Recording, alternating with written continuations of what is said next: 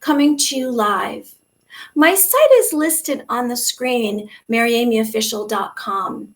As an intuitive wisdom coach and empath, I'm ultra sensitive and I'm capable of understanding and knowing your spirit. I've joined forces with the 4 elements of nature to be in the flow. Let's begin to transition bad luck and bad karma to goodness. Angels are celestial beings performing acts of goodness for humanity. I hope to bring us together in a peaceful way of life. On today's show, we have topics, a prayer, a weekly quote, angel facts, a visualization. We have a wonderful guest, Dr. Marcia Elizabeth Baker-Thompson, Dr. Mel, owner of Stillpointe Acupuncture, and some products. Today's prayer. I want to let you know, so I'm a Reiki master, and one of the first things that I learned when I went through the training for it was this prayer. So I put it up for you today. Let's go through it. I think it's a wonderful prayer because it keeps my being in the moment and is a reminder. Just for today, I let go of anger. Just for today, I let go of worry. Just for today, I give thanks for my many blessings. Just for today, I am honest in my work. Just for today, I am kind to myself, my neighbor, and every living thing. It's a verbal acknowledgement to myself, and it helps. When I say it, it's funny because I'm releasing something, and then it's also a gratitude prayer for me. So Reiki originated from Japan, and it's a holistic technique. Here, I'll show you. I'm happy that I'm here today, and I hope everyone is doing okay and getting through this. I don't really mention what's going on because I'm trying to kind of bring a focus to something else so that it kind of is a distraction. And I hope that I can bring light and some kind of goodness and help. Anyway, back to Reiki. So it's a holistic technique of energy healing. And what it is the practitioner channels universal life force energy force to the client's 7 chakras, which I have up here. And it clears blockages, creates balance and harmony. And it's an effective, non-abrasive technique, which can be done in person or long distance healing through time and space. So the root chakra is down here, and then the sacral chakra is near your belly button. The solar plex is right below, it's on your rib cage. The heart chakra is on your chest, the throat, third eye, and then your crown chakra. And when I do Reiki, I move up this way. First, I ground the person, and then you can do on hands with Reiki, which I prefer not to because I feel like I don't, unless I'm touching maybe their feet or their head, I just feel the person might be too vulnerable. I just do it literally above them, which it seems to work for me. And then I also get some intuitive messages. So today's quote is, synchronicity is the coming together of inner and outer events in a way that cannot be explained by cause and effect, and that is meaningful to the observer. And this quote is by Carl Jung. He was born in 1875. He passed in 1961. He was a Swiss analytical psychologist. His idea that meaningful connections in the world manifest through coincidence, meaningful coincidence. I truly believe in synchronicity, and it's actually a sign. And recently, I personally have had quite a bit of synchronicity. And what it is, I'll give you an example. It's when all these events line up that have nothing to do with each other, but you know that it means something and you're on the right path. And it doesn't happen all the time. You know, it might happen for me, it could happen anywhere between every 1 to 5 years. And recently I've been making some changes in my life, and it came after I had this reading by one of our guests, psychic Evelyn from Scotland. And she gave me this really, really long reading with angel cards from all these different decks. And then she evaluated what came through and identified all the symbolism, whether it was an animal or some kind of spiritual being.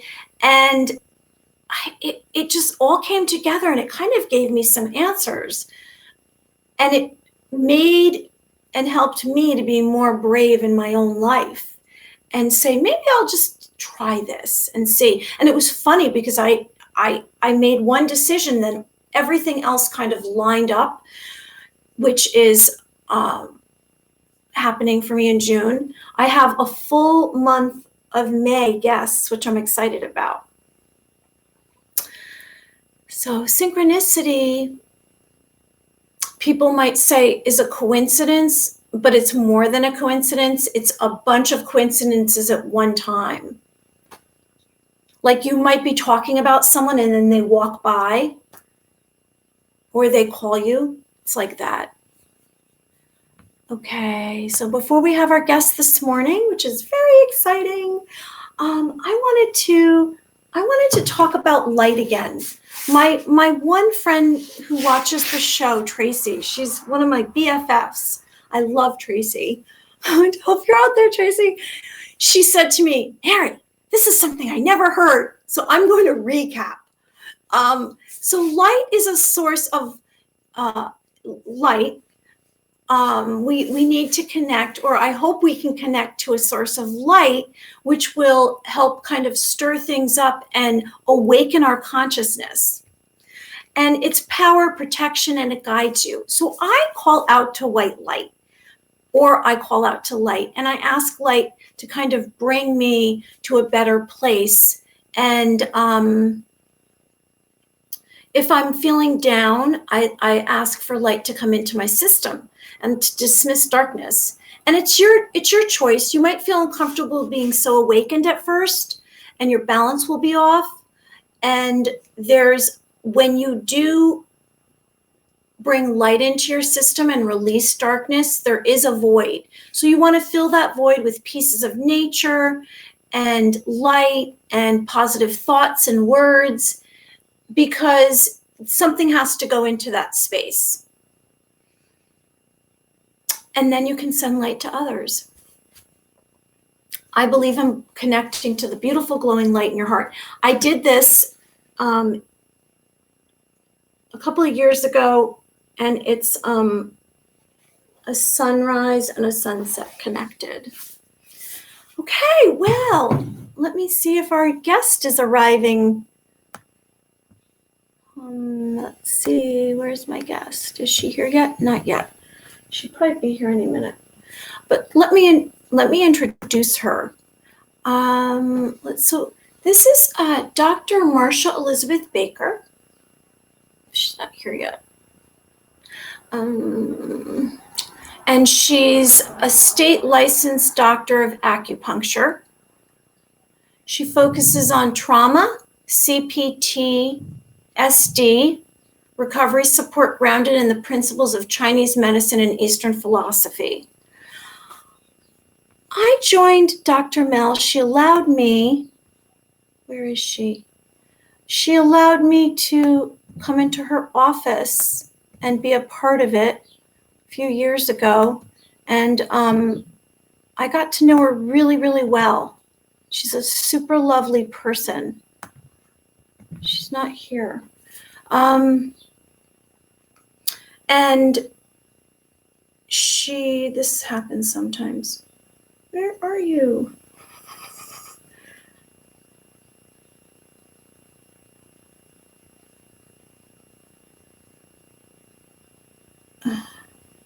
Sorry. This is what happens. This is real life and going on right now. So sometimes we have to be a little patient because things don't always work out the way that we want them to. And we have to kind of, what do I say? I say we have to adjust to change because life sometimes chooses for us. And I like to choose first, but we don't always know what's best, right? The universe wants to take us down a path. I hope she's okay. This isn't like her. Where are you? Where's Dr. Mill? I had a feeling something was going to happen today. Here it is happening. Is that her? Where are you? Goodness, I should have just done the visualization. I'm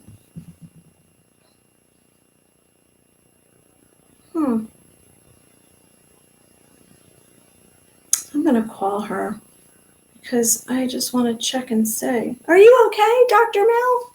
Where are you? We're on live.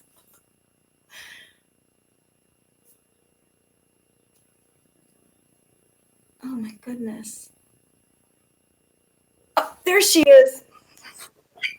Are you here? Hold on. Marcia. That's okay.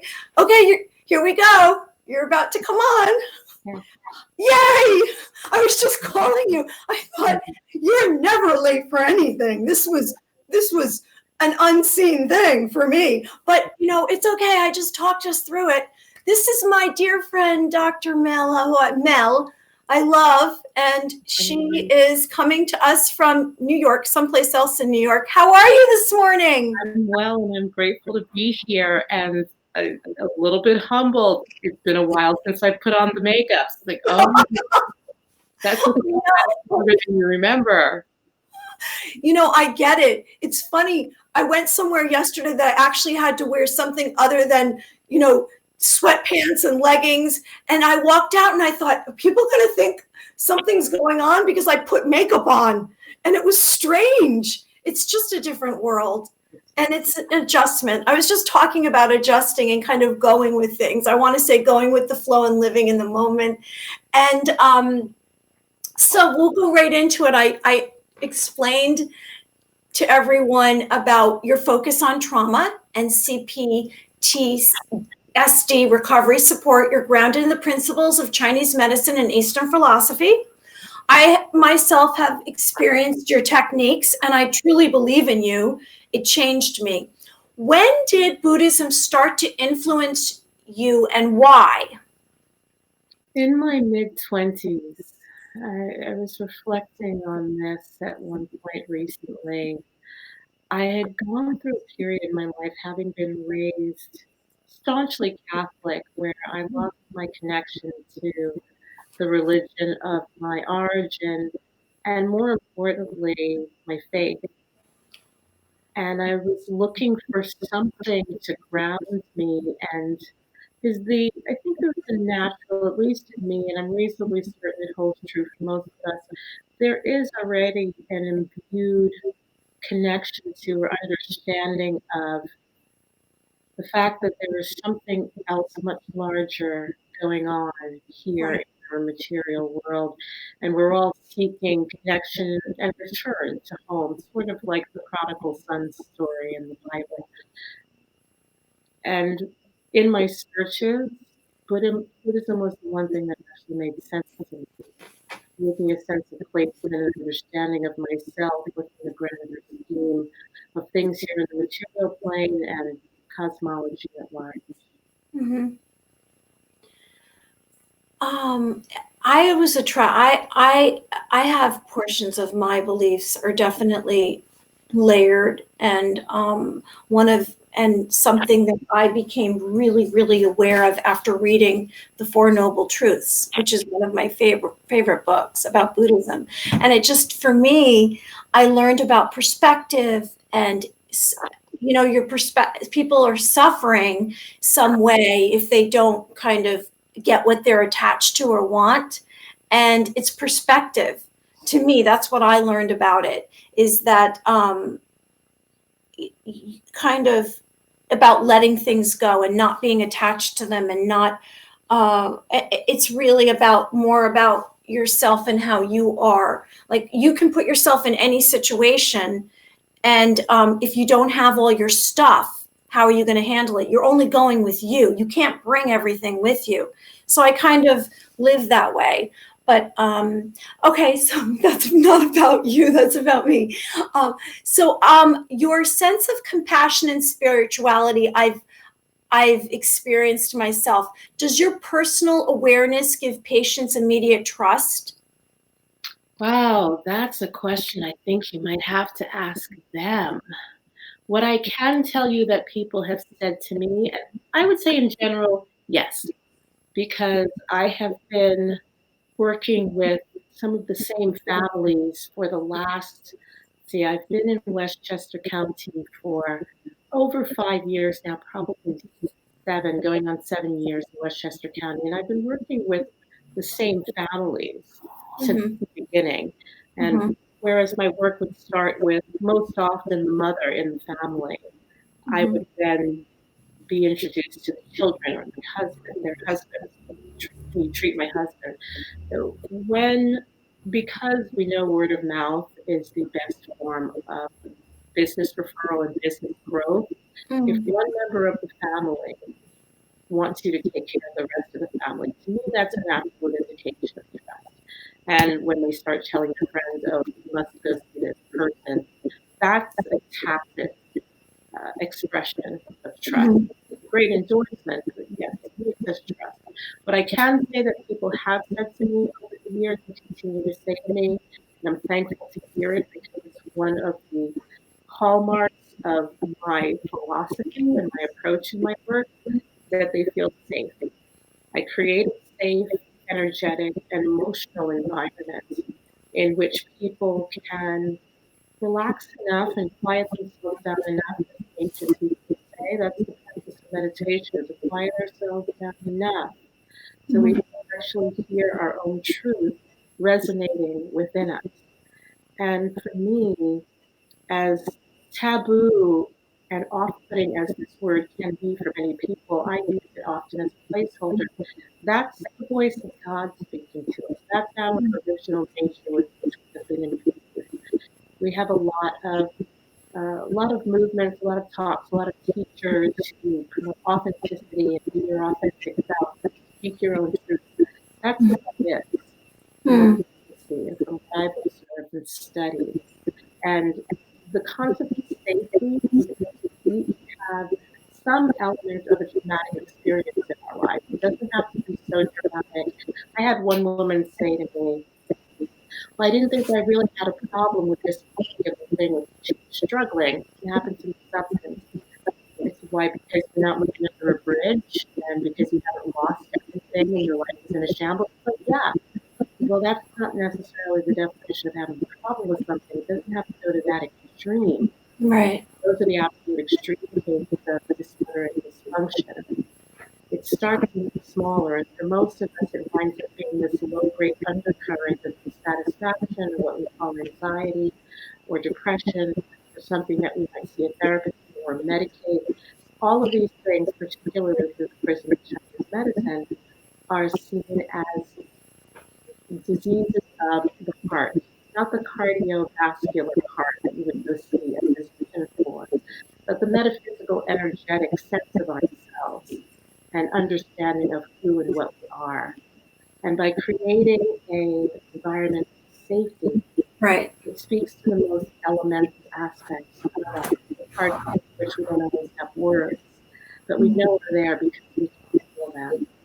And it stabilizes and settles back down to remember who we are. Then all the choices we make from there are aligned with that original nature and thus support what Chinese medicine refers to as the fulfilling of the destiny, or what someone in big media refers to as living your best life. Well, I can describe it as I feel as though when we did a session, which was acupuncture, I felt like you were holding my heart. That's what I can describe it as. And what you just explained defines that for me, because when you feel that safe with someone, you can really truly be yourself, and you can kind of let go. And that's probably why your work is so effective and benefits so many people, because they are being themselves and they feel safe. And when you let go, you can kind of find whatever the source of your problems are and get through them easier, right? Yeah. Yeah.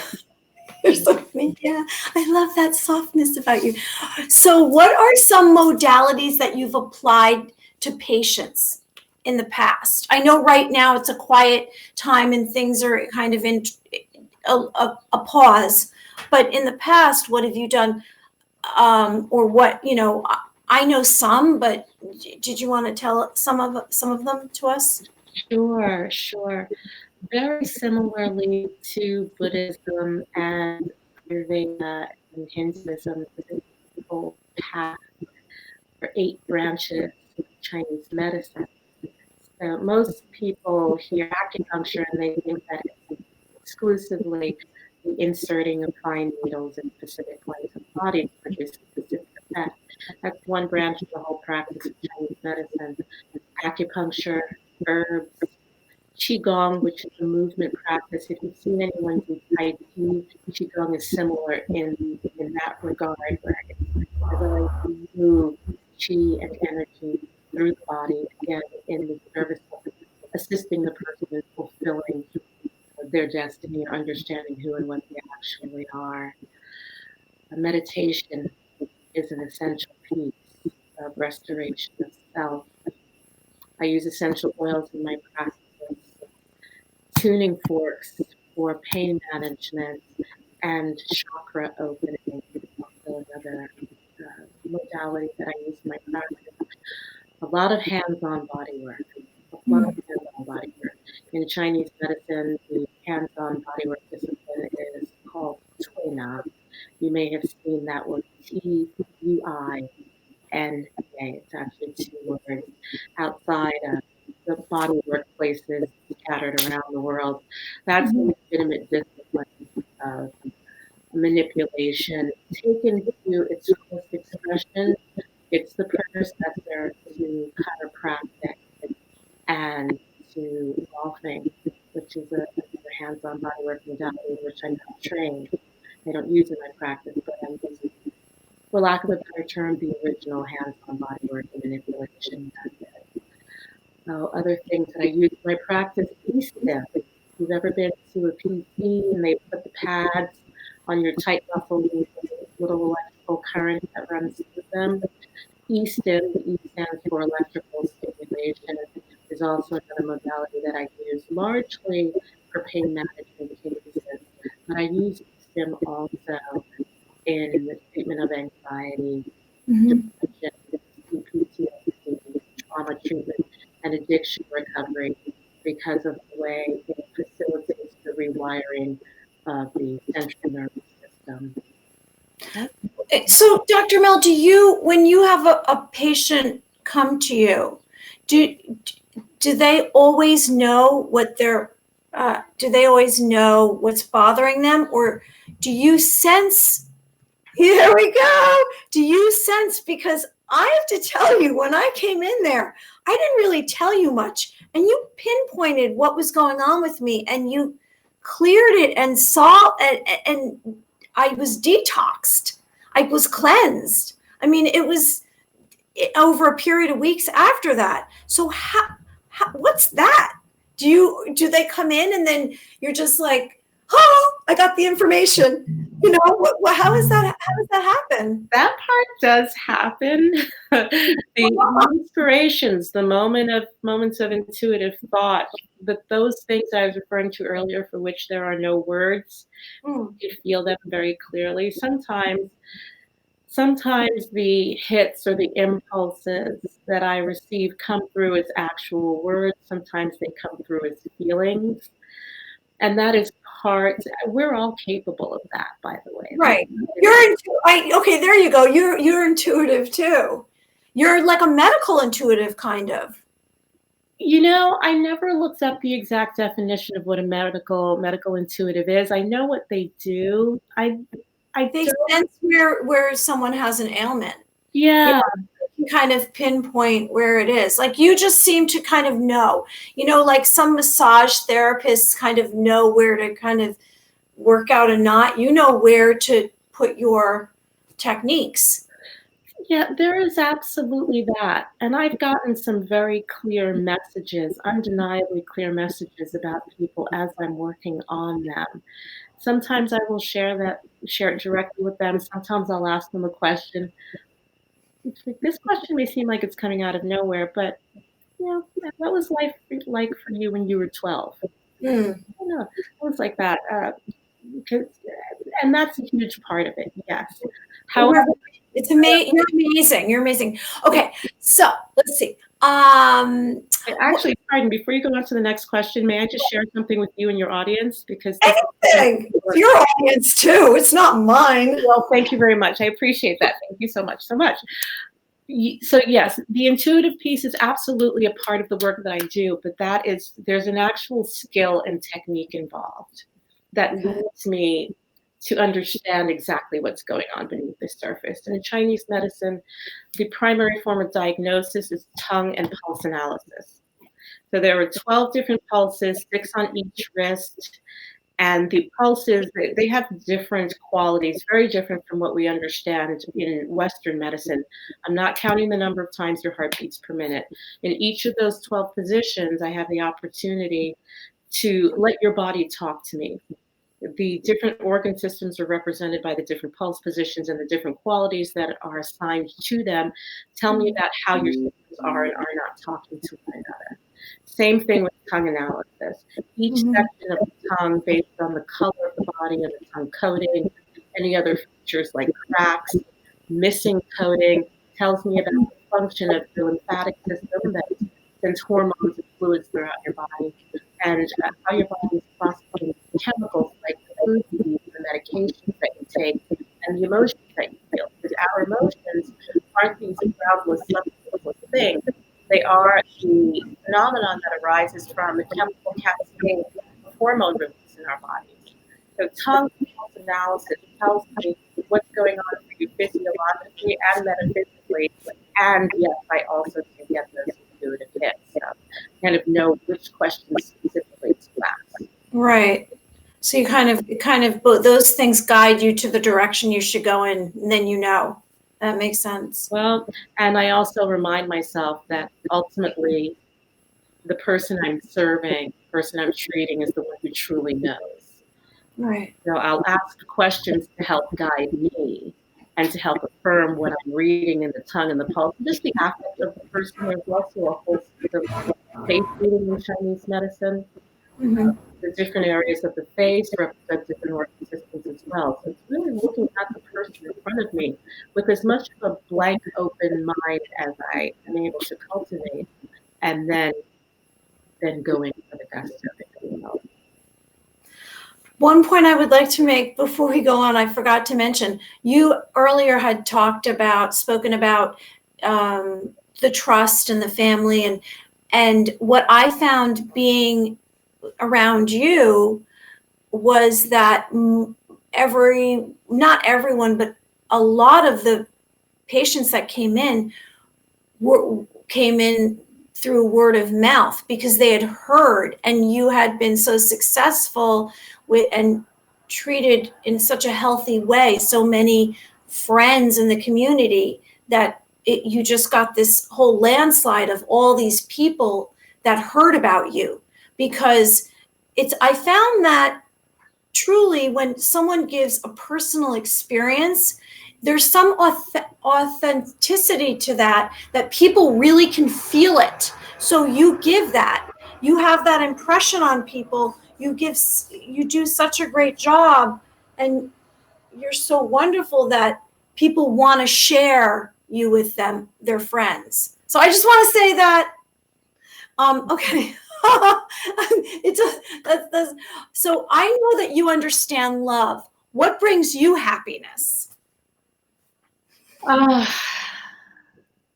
Breathing, breathing consciously first. That's been my first focus for my life, my primary focus for well over a good year and a half now, consistently, just following my breath. The ancient teachings tell us that's the meditation practice.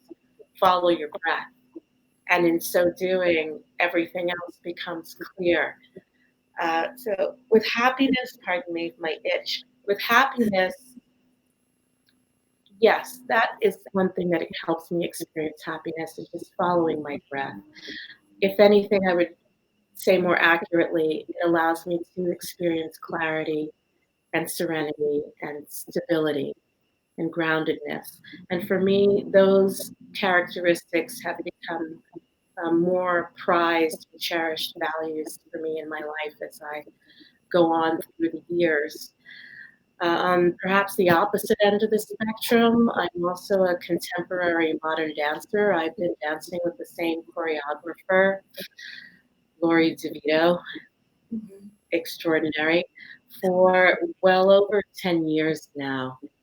Wow. And there are other teachers with whom I study, a ballet teacher who is based in Toronto now. Thankfully, she's teaching online. There's another teacher in New York City, Max Stone, who's a genius choreographer and teacher. I'm blessed and privileged to study with these people who have opened up this whole world of myself to me. They do for me what I seek to do for the patients that I treat. I discovered dance when I was actually a sophomore in high school. Talk about intuitive thoughts and intuitive hits. For whatever reason, I just kept getting up after everybody else went to bed, and I would turn on MTV and practice pirouettes in my living room. Before I really knew what a pirouette was, I hadn't seen much ballet to speak of by that time, but it was just the life that imbues itself in me beginning to express itself. I had no explanation for it whatsoever. I didn't need one because I was just in my element and blissfully happy, and that's dance for me. That's lovely. That's a whole other side of you. I know, I remember, I don't think we've really spoken about that, but I do remember, when you'd come in and you have the ballerina body, and I'd say, she's so graceful and so lovely. And now you're just reminding me. I appreciate you sharing that. I think that's essential is to when, we have our work, but we really need to have some kind of passion that is, you know, private, almost private to our lives. And then we have our sacred space in that. For me, it's probably painting. Some of it I show publicly, and then some of it it's just for me. It's not about anyone else seeing it. So I understand that. What are some ways that your practice has shifted most recently? And what can you tell everyone how can they access you? Because since you can't do some of these modalities, what can you offer us? Excellent, excellent question. Thank you for asking that. I'm still treating patients with herbs. I had a patient contact me yesterday with a specific issue for which she has been taking herbs and ran out of her herbs, messaged me and said, the herbs were working. I didn't realize how well they were working until I stopped taking them, and this problem is starting to manifest again. Like, okay, no problem. Chemwo Pharmacy is the oldest herbal apothecary on the East Coast. It was opened in 1971. It is quality controlled by actually someone I went to school with now, who monitors the passage of the herbs from the time they leave China or Canada, South America, Europe, wherever we're getting them from, through the time they go through all of the customs regulations and all of their vetting and safety checks. until they arrive in my office and in my patient's hands. So they're highly quality controlled, not at all what we've heard a lot of not good press about Chinese herbs. Those are things that you might find online that don't have any proper explanations, FDA regulated explanations on the packaging. Herbs that you buy from a licensed clinical practitioner have been vetted for safety, because my reputation is on the line as well. The trust of the family's placing me is on the line. So if you are going to a natural medicine practitioner, you can trust what you're getting. So herbs is one of the ways in which I work with my patients. I do a lot of counseling, frankly. That's the other part of the trust relationship. When we feel safe, it's like a relationship with any good therapist or any good friend and confidant. When we feel safe, we'll open ourselves up. And it's in the opening of ourselves and that connection on that heart level that we start to find our way back to ourselves and our way through to clarity. Those are the two things that I'm doing primarily. Well, I'm also showing people through the Zoom platform self-massage techniques they can use to manage their chronic pain until we see one another live again. Okay, I have a few questions now about what you just said. One is, I mean, I'm ignorant to this. When you say herbs, what exactly is that? Because I'm imagining a little glass bottle with some things, and then I'm taking it out. Does it come in the form of a pill? What is that? When you say herbs, what does that look like? That's a great question. Herbs primarily come in three forms, particularly if you're ordering them through a licensed practitioner. There are pills. I've had people come in. Well, let me give you the list really quickly. Pills, powder, which can be encapsulated. Those are dried granulated herbs. And then the herbs in their raw original form. Right. That's what I was thinking. I'm thinking, okay, taking out the... Yeah. I've had people come to me and say, oh, I was taking these herbs. They were these little black pills. Well, actually, they're all little black pills in the way that they're processed. It's a question of what's actually in them. So pills are often the most common form, the form that people know the most, because they're the most cost effective. And as a result, they're also the least potent. Oh. They're the powdered granulated herbs, which you can measure out by the gram in a little gram spoon. It's the metric system is for measuring herbs. And you mix that in warm water and you drink it, sort of like Tang. Anybody remembers Tang from the 70s? I remember Tang. Tang, right. Sort of like Tang. That's how I describe it to people. They've never taken powdered herbs before. That tends to be the route that most of my patients choose, because you'll get herbs that are almost as potent as herbs in their raw form. It looks like a bunch of leaves and twigs and sticks, and slowly on the stove. And it's like making a stock. It's like making a vegetable stock, basically. You put them on the stove at a very low heat, let them simmer for about an hour, and then you have this decoction that's the concentrated extract of these leaves and sticks and twigs, and you drink that as a beverage. That's time involving. It's not necessarily time. It's not very time consuming, but for a mom, if you have 2 or 3 kids and you have to drive all over the place, and now people are homeschooling, taking another hour to an hour and a half every day to cook your raw herbs can be a time commitment that not everyone can fit into their day. So they opt for granulated herbs, which can be encapsulated if you don't. Some herb formulas are very bitter, especially if we're looking to drain phlegm or congestion from the lungs or from the heart. They're very bitter, and not everybody is up for that taste on their palate. So I will encapsulate it for an easier vehicle of delivery. Thank you for sharing that. I didn't know.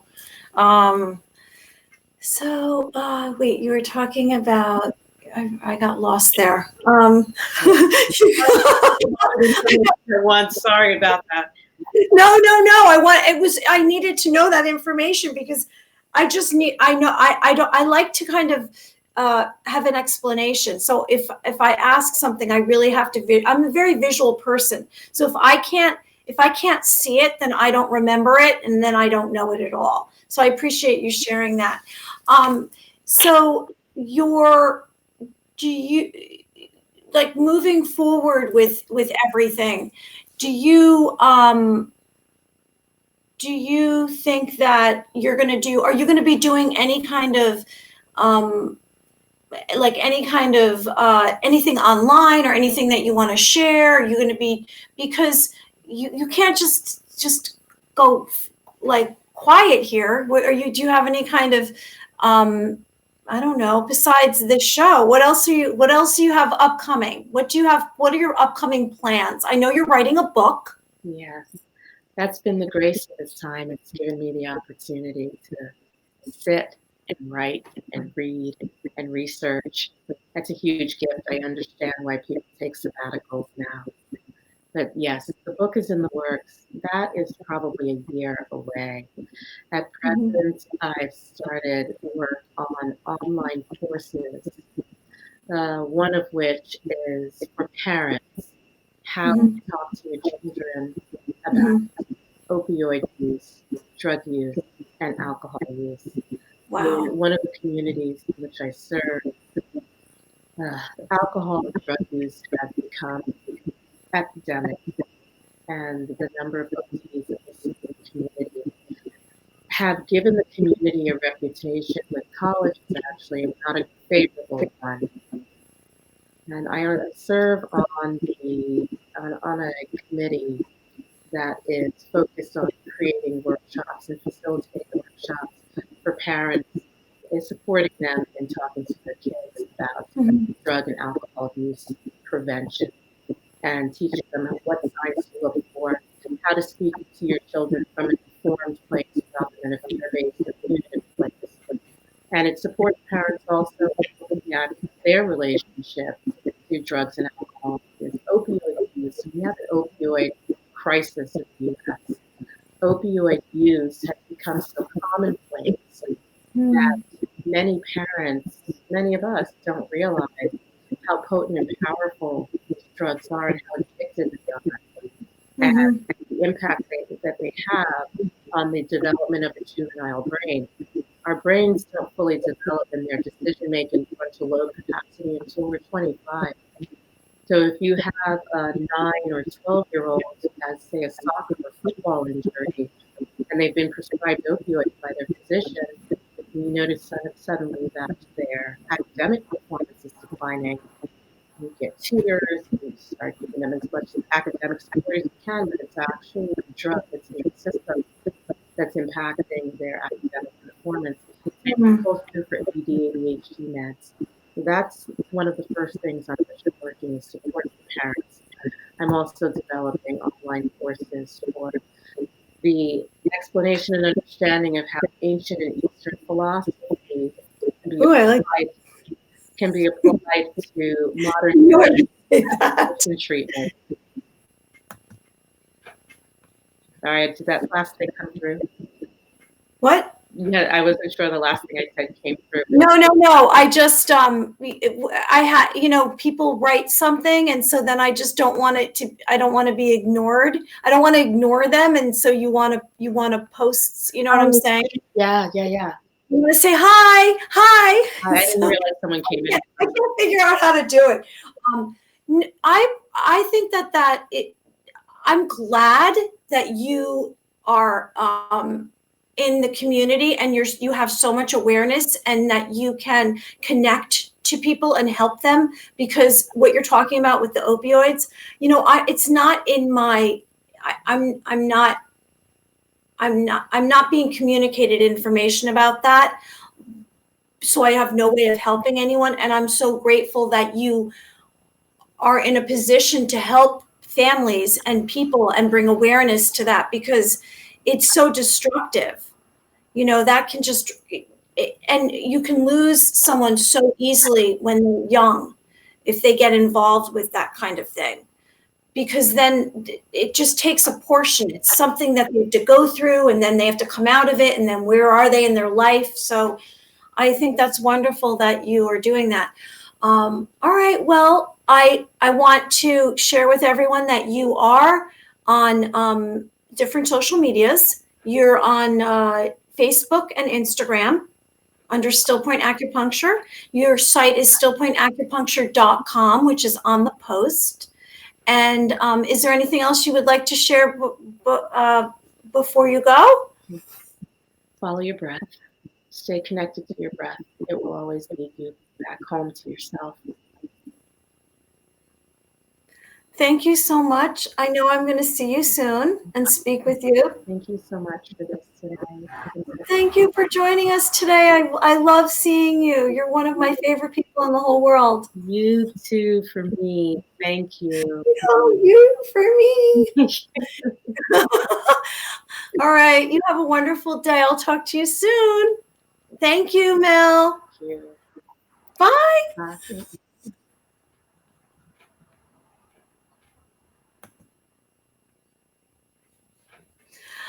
That was amazing. It's very personal on my end. I love her. She's a great person, a really good person. So wow, that was nice. Okay, let's talk about a few things that I usually talk about, which are angel facts. And angel facts, here are some signs of angels surrounding you. Maybe you see feathers, coins, hear bells, doves. There might be a scent. A book might fly off a table and open up to a page, and that might be a message from an angel. You might see white orbs of light. Sometimes people take photos and they say, "Do you see that angel orb?" I personally, which I don't want to talk about too much, but I personally have seen angel orbs. I think that's what they were. And they moved really fast, and they were all different shapes, not different shapes, different sizes. And there was one that was blue. And I hope that it was an angel orb, because I don't know what else it could have been. Now, moving on to synchronicity. Synchronicity, they say, is a sign of angels, which I mentioned earlier about our quote from Carl Jung about when events happen that have nothing else to do with each other. I want to say a shout out to Norma, baby Carrie, Michael, Tracy, Anna, Kathy. I know these are some viewers that join me every week. Let's see. I didn't mean to put that back up. Okay. Now, let's do the visualization, because I apologize that earlier we didn't get a chance to do that because our guest came on, and so I want to move back to the visualization. So breathe, close your eyes, and let's relax our bodies. I'd like you to take, inhale, 3 breaths, and exhale.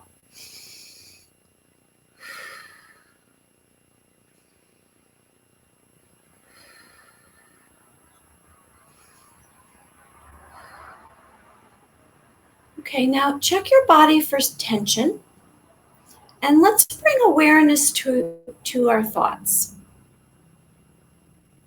I'd like you to imagine being inside of your brain. Now quiet your mind and try to have some stillness. What thoughts do you select? And what do you automatically think about? Are these thoughts useful? Are they positive or negative? And do you circle back to these same thoughts and you're unable to dismiss them from your mind? Our thoughts create our future, our personality, and our destiny. I'm suggesting that you clear away any thoughts that are negative to have a pure spirit. So let's try to let go of these thoughts and replace them with positive thoughts, and try to open up more space in your brain. So I'd like you to visualize a bigger space in your brain, more room, and see light in that space. The light is glowing, the light is bright, the light is filling all of that space. It's peaceful and it's calming. So breathe in fresh air and let out all the negative thoughts that you're carrying. So stay in that moment with the light in your brain.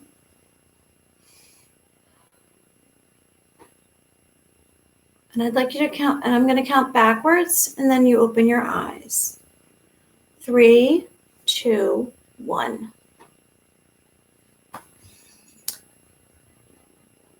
Okay. Now, I say that I'm an intuitive empath, and to me that is that I receive information that I don't have. So it would be from someone or something, and I receive that information via dreams, in person. If I tune into someone, I get more. It's not like I want to do that. I don't do that unless I ask for permission. In person, I do. I do one-on-one, and I hold the person's hand. This is when they come to me, and I ask, may I please have permission to connect to you? What's your name? My name is Mary. They say their name, and usually then I get all the information comes to me. There's what's called fortune tellers or psychics, and this grew from folklore.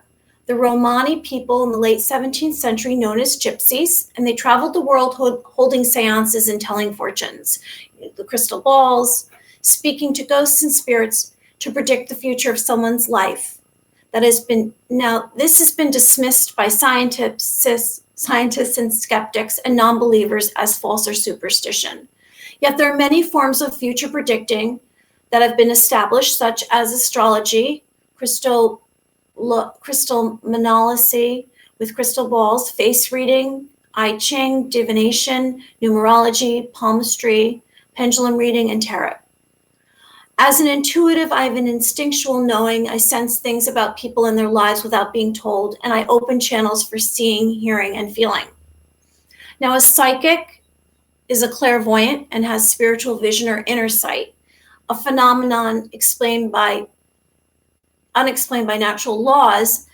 Telepathy, clairvoyance, psychic powers tell the future. I've had guests as a healer, and they specialize in healing arts for pain, diseases, chronic disorders, balancing and body's energy flow, which I might call myself a healer by sending light or being a Reiki master. An empath, which I've mentioned before, is someone who's highly sensitive, gifted emotionally, absorbs and senses other people's feelings and emotions, and a person who has an emotional state of another. And finally, a medium sees and communicates with the spirit worlds and receives and relays messages to the living. So it's if someone says, my relative passed or my friend passed, can you connect with them? And that's what a medium does. By the way, if you would like to call in, I will give intuitive readings. It's not easy to get someone to go live. But if not that, you can send me an email to my website. Let's see.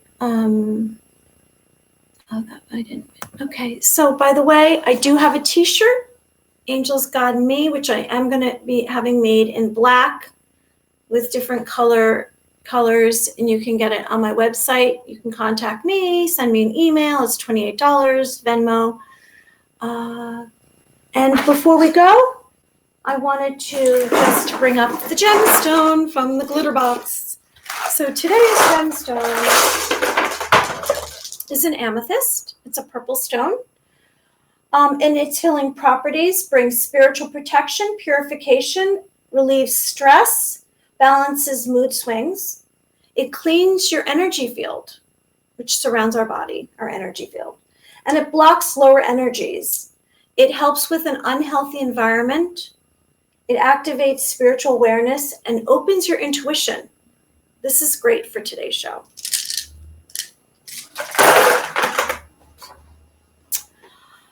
Everything you say, think, and do designs your future.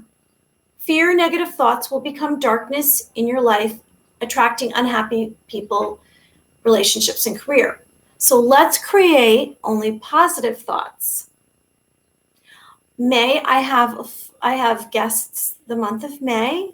I have a wonderful guest out from LA, and she is a medium. I have Psychic Evelyn returning. I have a wonderful person who talks about balancing your life. Thank you for joining me. Please like my Facebook, Instagram, and Twitter page, Mary Amy Official. Wishing you create light, art, actions of kindness and compassion to shift away darkness, lasting repercussions through a chain of events. With awareness, you can change your focus, your mood, yourself, your happiness. I'm sending out prayers to the world, my heart, blessings, and love, and hope. Have a wonderful day.